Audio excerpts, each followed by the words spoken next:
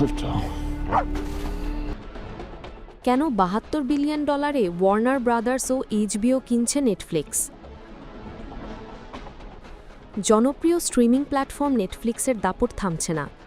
বর্তমান সময়ে বৈচিত্র্যে ভরা নানা কন্টেন্টের মাধ্যমে দর্শক শ্রোতাদের ব্যাপক প্রশংসা করিয়েছে এই স্ট্রিমিং জায়েন্টটি।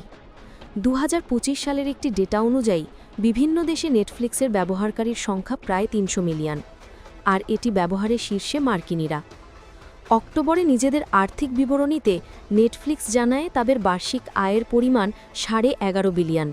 প্রতি বছরে নেটফ্লিক্সের আয় বাড়ছে প্রায় 17%। এবার নতুন করে আরেকটি চমক দেখালো নেটফ্লিক্স।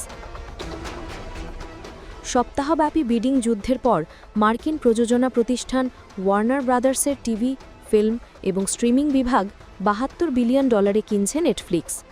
নিলামের পর এক প্রতিক্রিয়ায় ওয়ার্নার ব্রাদার্সের সিইও ডেভিড জাজলভ জানান, এর মধ্য দিয়ে এক প্রকার প্রজন্মগত পরিবর্তন ঘটবে, তবে সিদ্ধান্তটিকে ভালোভাবে নিচ্ছে না চলচ্চিত্র বিশেষজ্ঞরা।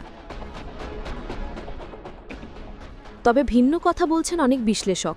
তাদের দাবি, ইতোমধ্যে বিজ্ঞাপনের সংখ্যা বাড়িয়েছে নেটফ্লিক্স, পাশাপাশি পাসওয়ার্ড ভাগাভাগিতেও নতুন বিধিনিষেধ আরোপ করেছে প্রতিষ্ঠানটি।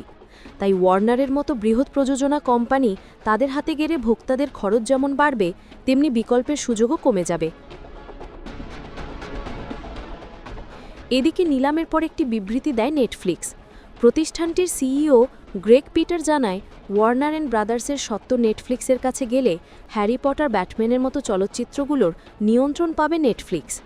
এছাড়া গেম অফ থ্রোনসের মতো দর্শকনন্দিত টিভি সিরিজ স্ট্রিমিংয়েরও মালিকানা পাবে নেটফ্লিক্স।